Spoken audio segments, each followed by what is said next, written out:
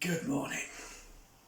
We've been thinking over the past weeks, haven't we, about God, what he is like and what he can do. We discovered that God created everything out of nothing. How amazing is that? Then we discovered that God is a God of immense power. He sent fire from heaven to prove that he was the living God. And last week, we discovered that God is a God of love and compassion. We heard how he provided for a heartbroken mom so that her children wouldn't be taken into slavery and she would have enough to live on. This is a God worth following. And through the Bible we find that there are many people who do, but we also discover that there are many people who don't follow God. And because of that, it has always been difficult to stand up for God, to do what is right, to do what he wants us to do. And in our story today, which comes from Daniel chapter 3, we're going to find 3 young men who chose to do the right thing, even though everybody around them was doing the complete opposite. It was a decision that put their very lives at risk. Was it worth standing up for God? Let's find out.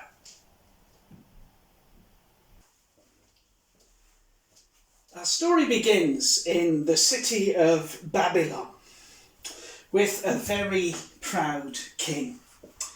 His name is Nebuchadnezzar. Now, the Babylonian Empire was the most powerful empire on the whole planet. And so Nebuchadnezzar was the most powerful king in the world. And he knew it. And he was very proud of himself. And one day, as he was looking over his great city of Babylon, you can see the entrance wall and the Ishtar Gate. If you go to the British Museum, you can see a replica of it. As he was looking out over his empire and thinking how great he was, he decided that it would be a good thing if everyone in his empire also knew how great he was. And so Nebuchadnezzar decided to have a statue built. We don't know quite what it was like, but it was absolutely massive. It was covered in gold. And knowing Nebuchadnezzar, I suspect that this is what his statue looked like. It was put up on the plain outside Babylon. There we go. A giant gold statue of himself. And after the statue had been built, he sent a letter out to all the important people in Babylon and said, "Come to the city of Babylon and we will have an opening ceremony for my great statue." Now, this king was the most powerful person in the world, and nobody refused him. So on the date that the king had set, everyone who was anyone turned up to see this great statue that the king had built. They came from far and wide, from every tribe and language. They gathered on the plain outside the city of Babylon. And Nebuchadnezzar called forth his herald, here he is, and said to the herald, "Tell him what to do." The herald in a very loud voice said, "When you hear the trumpet blow and the band start to play, everybody is to bow down and worship the great statue of our king. And then he stood back. Nebuchadnezzar scowled and he kicked him and said, "Tell him the rest, tell him the rest." The herald took a deep breath and said, "And anyone who refuses to bow down to the great statue of our king will be thrown into the blazing furnace where they will die." The king smiled. "That was good," he said to his herald. "That'll make sure it happens." So, when the band was ready, the herald blew his trumpet, the music began, and everybody bowed down to the great statue on the plain. Everybody who was anybody bowed down because that's what the king had told them to do. But not quite everybody. Standing up amongst that vast crowd were 3 young men. Their names are quite strange: Shadrach, Meshach, and Abednego. Now, they had been brought as captives from Israel. They'd been trained in the University of Babylon. They'd been given jobs in the government. And the Babylonians hated that. And when they saw that Shadrach, Meshach, and Abednego were not bowing down to the idol, they rushed to the king and said, "Oh, king, live forever!" Because that's how you talk to kings in those days. "There are 3 people who refuse to obey you and to bow down to your idol. They are men from Israel. They do not worship our God." Nebuchadnezzar was furious. "Get them here!" he shouted. Shadrach, Meshach, and Abednego were brought before the king. When he saw them, he recognized them. He, in fact, had done the final test at the university and discovered that they were the wisest men he had come across. And he was disappointed that they wouldn't bow down to their idol because their lives now were at risk. He scratched his head and said, "Guys," he said, "maybe because you come from Israel, you didn't understand the instructions. I'm going to give you a second chance. We'll start the band again, and then you can bow down to my statue." The 3 young men looked at King Nebuchadnezzar and shook their heads. "We worship the true and living God," they said. "We cannot bow down to your statue. We believe that our God can keep us safe against you, against the fire, and even if he doesn't," they said, "we would rather face death than bow down to your idol and do what we know is wrong." Nebuchadnezzar was so angry. He had the 3 young men arrested by the guards. He had them tied up and taken down to where the blazing furnace was. He was so angry that he shouted to the guys in charge of the furnace, "Turn it up," he said, 7 times hotter than it ever has been before. Shadrach, Meshach, and Abednego were tied up and thrown into the blazing furnace. The furnace was so hot that the man who threw them in died. King Nebuchadnezzar went to see them burn to death.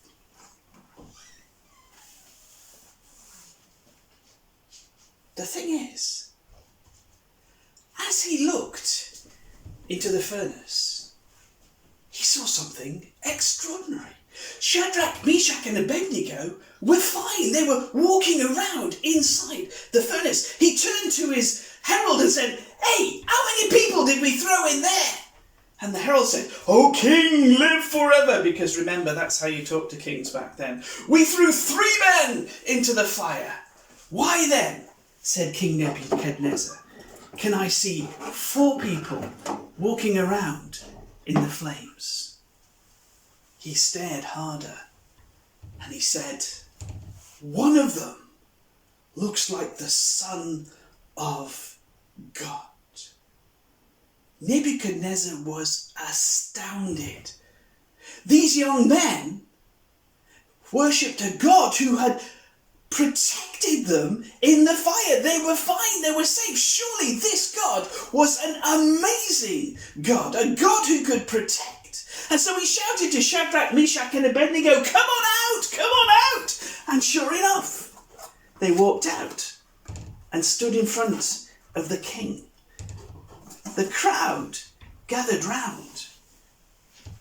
And the extraordinary thing is they couldn't find any marks on Shadrach, Meshach or Abednego. Their clothes were fine. They weren't burnt or singed. They were okay. King Nebuchadnezzar went and addressed the crowd. And he said something extraordinary. "Listen," he said. "The God of Shadrach, Meshach and Abednego has proved himself to be a God who protects, a powerful and awesome God. No one in my country is to say anything against him." Shadrach, Meshach and Abednego trusted God. They knew that God could protect them, but they also knew that God was sovereign, that God is in control and in charge, and they were willing to trust him with their lives. And they discovered that God is a God who protects. They did the right thing. They stood up for what they knew to be right, and God protected them.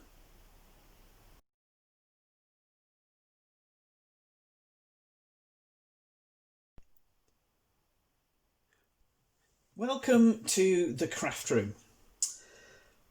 Well, I hope you enjoyed the craft last week. It was a bit more challenging, but worth the effort. This week we've been thinking about these 3 young men, Shadrach, Meshach and Abednego. Now, when I was an awful lot younger, I was taught a way to remember their names. And it went like this. This was shake the bed, make the bed, and to bed we go. That's pretty rubbish, isn't it? But a couple of years ago, I heard a different way of remembering their names, and it's a lot cleverer, I think. So the new way to remember Shadrach, Meshach and Abednego is my shack, your shack, and a bungalow. All right then. It's not that good, is it? So what happens? Well, here we have these 3 young men who are willing to trust God, even though they're in difficult circumstances. And when we turn the circle, we discover that God honoured their trust in him, and he sent his son to protect them in the furnace. And then we can bring it back to the original picture. What do we need to make this? Well, we don't need an awful lot this time. We need the colouring pencils, we need a pair of scissors and a stapler. I think that's it, so we'll get them out of the way. And then, of course, foolish of me, you need the printout. Now, you should be able to get that from the website. You can download it onto paper or card. It works a bit better with card, but it doesn't really matter. So the first thing you have to do, hang on a minute, I'm ahead of myself, is to cut the 4 shapes out. You'll see they're labelled A, B, C and D. Now the difficult thing to do is to cut very neatly into this slot. So there's one there, one there, one there and one there. So cut them all out and then we'll be ready to put them together. So here we are, we have my pieces A, B, C and D, and you'll see that A and B make a picture and C and D make a picture. So how do we put it together? Well, we pick up A and we pick up B and we put B over the top and we slot those 2 slots together. Okay, so now we have the second picture. Then we grab number D, or letter D, sorry, from the second set, and we slide that slot over the top and to the side. Okay, it looks very peculiar now. So what you have to do now is you have to hold B and D together, pick up C and slide C between A and B, and that slot will go up into there. Okay, now you line up C and D and A and B. Now let me get that all lined up. See, this is made out of paper, not card. Now you have the 3 young men, Shadrach, Meshach and Abednego. They trust God and God protects them and he sends his son to keep them safe. And then we turn it back, if it will go. There we go, it's all coming a bit loose. And back to the middle. Now, it does tend to slide around a bit. So what I suggest you do is line up C and D, that's right. So you can have a proper picture like that. And then you just staple those tabs right at the bottom of the tab like that. Then you open it up. Now you've got to be careful here until you can just see that image. So now you line them up so it looks right. There we are. So we get the whole of the face there. And holding that carefully, you staple A and B together again at the bottom. Now this is where you have to remember what to do. Once it's like that, you take D and you bring it all the way round again, like that. And then you're at the beginning.